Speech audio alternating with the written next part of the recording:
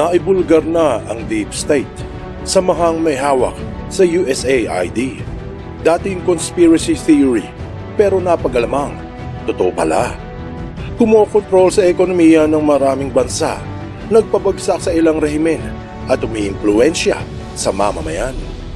Nagsusulong ng ideolohiyang open society para sa lipunan, gamit ang mga NGO, pati mga media at journalists ay nakompromiso. Bagamat may mga ginampanang charity sa iba't ibang bansa, mayroon din itong madilim na balak. Siguradong magugulat ka sa malalaman mo na ang tinaguriang Deep State ng Amerika ay nakapasok na sa Pilipinas at may ugnay sa mga bias na media.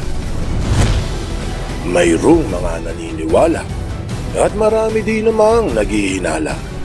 Ang tanong, totoo ba?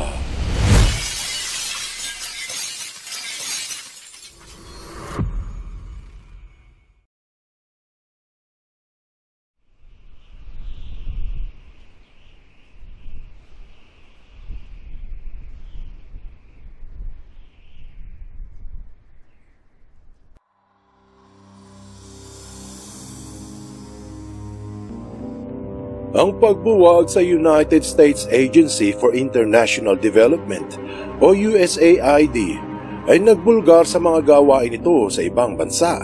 Yung iba ay mabuti, pero may ilang hindi maganda. Inilabas sa isang US Congress hearing na nagpopondo pala ito ng mga terorista na ginagamit sa destabilization kapag hindi sang-ayon ng isang bansa sa kanilang layunin. Kung hindi ka pa rin pamilyar sa Deep State, ito yung conspiracy theory noon hinggil sa malihim na grupong kumokontrol sa ekonomiya ng buong mundo. Ngayon napatunayan na meron pala talagang umiimpluwensya sa politika ng Amerika. Mula nang kinalkal ni Elon Musk ang kaloob-looban ng USAID, napagalaman kung saan napupunta ang pera. Upang maunawaan ang tunay na ideolohiyang isinusulong ng Deep State, at bakit hindi ito maganda para sa lahat, kailangan bumalik sa ikalawang digmaang pandaigdig sa bansang Hungary. Ito ang ugat ng tunay na layunin ng samahan. Marahil hindi ka maniniwala kung sasabihin sa iyo na ang nagsimula ng Deep State ay isang Hudyo na nagngangalang Georgie Schwartz. Pero nagpalit ito ng relihiyon, naging Kristiyano, tapos ay naging ateista. Sa makatuwid, inamin ito sa isang interview sa 60 Minutes na hindi sila naniniwala sa Diyos. Bagamat wala pang Deep State noong World War II, tumulong si Schwartz sa mga Nazi upang kolektahin ang mga naiwang ari-arian ng kapwa niyang Hudyo. Sa madaling salita, nagtraidor. Matapos ang digmaan, mga taong 1947 sa United Kingdom, doon nabuo ang layunin ni Georgie Schwartz. Sa ilalim ng impluensya ng isang science philosopher na si Karl Popper, tumibay ang hangarin ng lalaki na magkaroon ng isang open society o bukas na lipunan. Kapag sinabing open society, ito yung ideyang gawing isang lipunan ang buong daigdig, isang gobyerno o one world government, at isang relihiyon, one world religion. Noong una, ito ay napakagandang ideya para sa taong bayan. Lahat ay pantay-pantay, babae o lalaki, walang mahirap, walang mayaman. Ito ang minimithi ng mga naapektuhan ng World War II. Siguro ito ang kanilang nakitang solusyon upang hindi na maulit ang madugong digmaan. Matapos ang ilang dekada, sa bansang Britanya, nasaksihan ang tunay na kapangyarihan ng Deep State nang inilubog ng grupo ang ekonomiya doon para kumita ng 1 bilyong pera sa loob ng isang araw. Ito yung kwento ng Black Wednesday. Mga taong 1990s nang naging bihasa ang Deep State sa pag-trade at sa paghawak ng mga hedge fund. Ang hedge fund ay ang pinagsama-samang pera ng mga kasosyo na gagamitin pang negosyo para kumita yung mga nagambag sa pondo. Deep State ang may hawak sa quantum hedge fund na mula sa Amerika. Dahil sa pagpasok ng Inglaterra sa samahan ng European Exchange Rate Mechanism noong 1990, natunugan ng Deep State na hindi tatagal at babagsak ang Inglaterra. Ang European Exchange Rate Mechanism ay samahan ng mga bansa sa Europa na binuo matapos ang World War II para magtulungan sila makaahon sa hirap. Nang sumali ang Britanya sa grupo, nakita ng Deep State na maaaring bumagsak ang pera ng Britanya, ang British Pound na sterling. Ang ginawa ay, bumili sila ng bilyong-bilyong pera ng Britanya at ang ginamit ay ang perang German, ang Dutch Mark. Ang plano ay, kung makakakuha sila ng bilyong-bilyong British Pounds kapag bumagsak ang currency, may bebenta nila ang pera ng Inglaterra sa mas malaking halaga. Dahil magiging desperado ang bangko doon. Siyempre hindi lahat ay naniwala. Pero makaraan ng ilang buwan, ito nga ang naganap.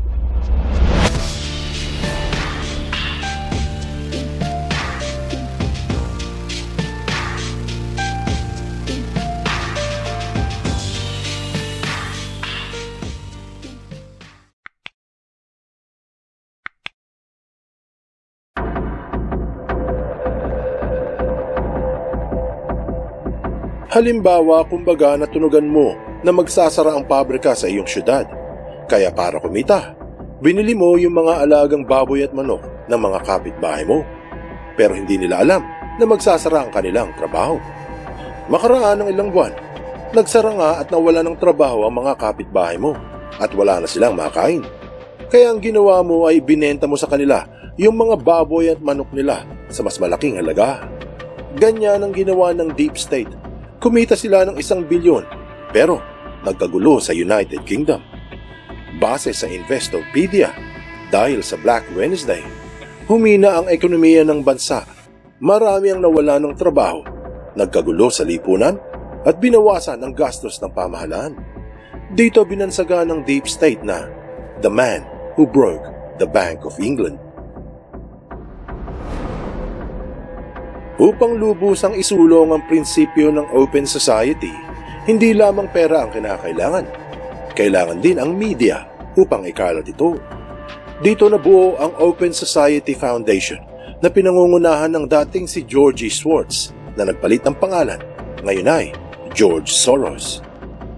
Sumusuporta ang foundation sa mga media upang targetin ang mga nasyonalistang tutol sa globalism. Ito ang pag-uugnay ng mga bansa sa kalakal sa militar at iba pa.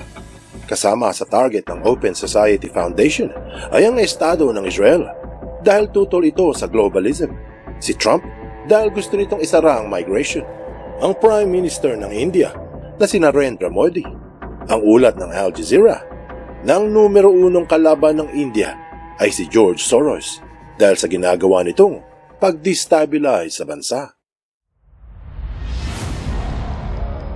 Buwan ng Disyembre taong 2024, binalita sa NDTV na ibinulgar nga kung paano nagsasagawa ng regime change ang Deep State sa ibang bansa.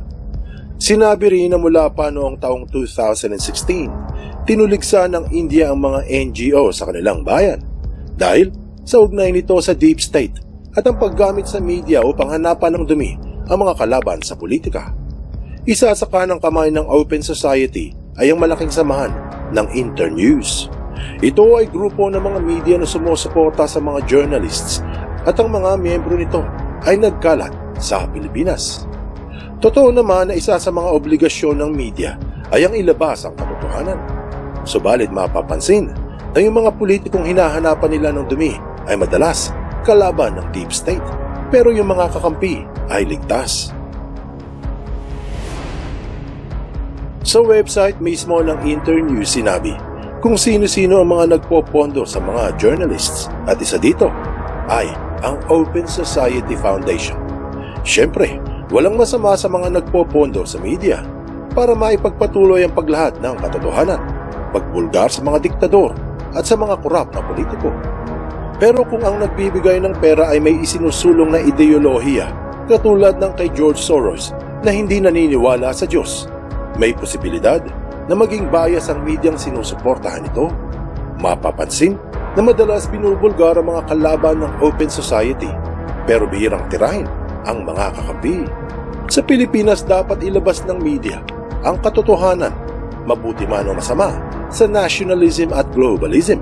Walang kulang, walang sobra. Anong aral ang mapupulot dito? Malalim ang kasaysayan ng Deep State at ang nagtatag nito. Hanggang ngayon, kahit ang Amerika ay nasa ilalim ng impluensya ng malihim na grupo. Sa Pilipinas, makikita na maraming journalist at media, hindi naman lahat, ay nakikinabang sa pera ng Open Society Foundation na may sinusulong na agenda. At ang resulta nito ay hindi patas na pagbalita. Paano kaya ginagamit ng Deep State ang media sa Pilipinas? Siguro, malalaman natin sa susunod na kabanata. Ang babala nila, huwag mo kagatin ng kamay na nagpapakain sa iyo. Buksan mo ang iyong isip at hayaang lumalim pa ng lubusan ng iyong pangunawa sa mga kasaysayang kapupulutan ng maraming aral. Tandaan, katotohanan ng susi sa tunay na kalayaan.